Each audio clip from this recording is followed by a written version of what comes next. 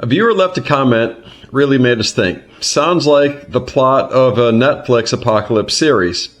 Earth's magnetic field is weakening, radiation increasing, governments know, grid vulnerable, civilization ends in one giant blackout. So put another way, the Carrington Event 2.0. And the Carrington Event really happened, by the way. It was in 1859, and we'll talk about that in a minute. It's something that everybody should know about, but nobody does. We really do learn very little of use in schools, but the takeaway, though, is it going to happen again? So the question is any of this stuff actually true? And the answer is partially. And that's where things get interesting. First, let's separate science from internet mythology. Earth absolutely does have a magnetic field. That field acts like a shield against charged particles from the sun and deep space. Without it, life on Earth would be a very different story. Scientists also know the magnetic field changes over time. The magnetic poles drift. The field weakens and strengthens regionally. And yes, Earth has experienced magnetic reversals and excursions in the past. There is also a very real weak spot called the South Atlantic Anomaly, where satellites experience increased radiation exposure. Scientists have observed that this region has expanded over the last decade. So, the commenter is not inventing the magnetic field issue out of thin air. But here's where the leap starts to happen. There is currently no scientific evidence that humanity is approaching an imminent extinction level magnetic collapse. None. Scientists do not believe that we are days, months, or even necessarily centuries away from civilization ending magnetic failure. What we are seeing is a gradual weakening trend in portions of the magnetic field over centuries, not a Hollywood switch being flipped overnight. And this matters because the internet has a tendency to take a real scientific phenomenon and then bolt a turbocharged conspiracy engine onto it. Governments know, they're building bunkers, they're preparing for the end. Well, governments do prepare for catastrophic scenarios. It's kind of their job. Not that they're good at their job, but it's kind of their job. They prepare for pandemics, cyber attacks, EMPs, solar atoms, nuclear incidents, earthquakes, food shortages, and grid failures and the like. The existence of continuity of government planning does not automatically prove a hidden extinction event. But now let's move to the part that actually deserves some serious attention. The modern world is unbelievably vulnerable to electricity disruption. That part is absolutely true. Our grandparents could survive without the internet. Many heated homes with wood. Food systems were local. Mechanical systems dominated daily life. Modern civilization? It's electrically dependent down to the molecular level. No power means no banking, no fuel pumps, no refrigeration, no logistics, no ATMs, no water pressure in many cities, no internet, no communications, no modern supply chain. Most people are about 72 hours away from panic. And here's where the viewer comment becomes more realistic. A sufficiently large solar storm, something like a modern Carrington event, could absolutely damage transformers, satellites, communications infrastructure, and portions of the electrical grid. That is a legitimate concern studied by governments and scientists worldwide, but something nobody talks about. So, what is a Carrington event? Let's go back in time. The Carrington Event of 1859 literally caused telegraph systems to fail and spark fires. Back then, civilization ran on steam engines and horses. Imagine a comparable event today.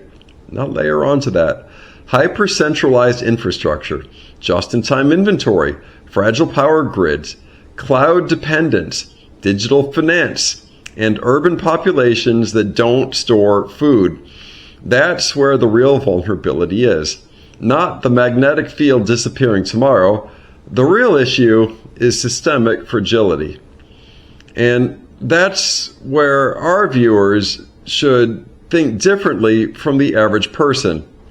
You do not prepare by hiding in a cave, waiting for plasma from space. You prepare by building resilience. And there are levels to this. Level 1 is financial resilience. Most people assume the system will always work.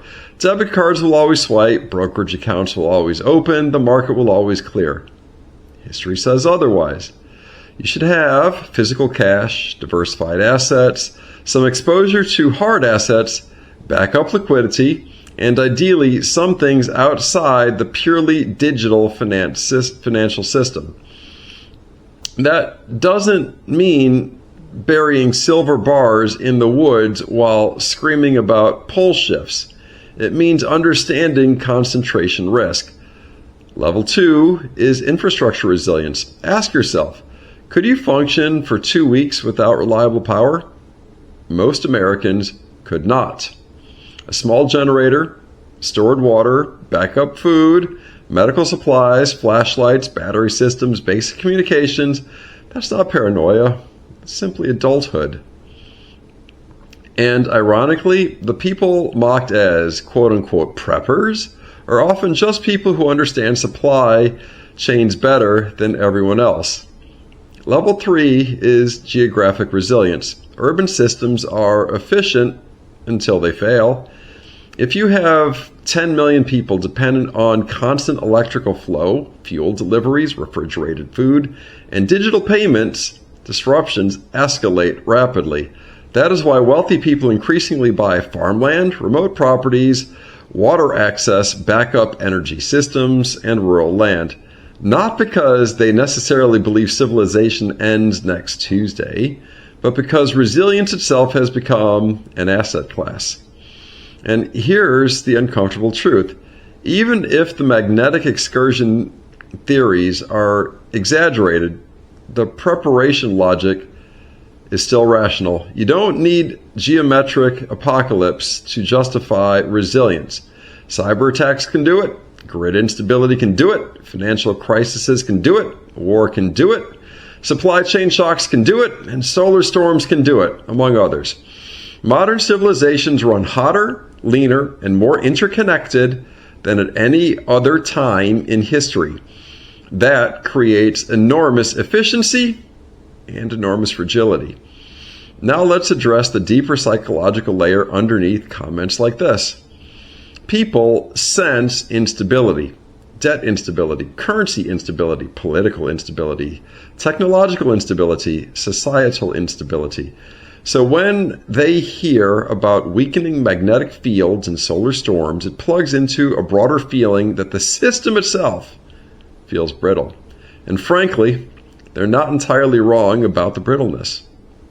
Where they often go wrong is assuming every anomaly means imminent extinction. Humanity has survived volcanic winters, plagues, wars, ice ages, asteroid impacts, magnetic excursions, and repeated collapses of civilizations.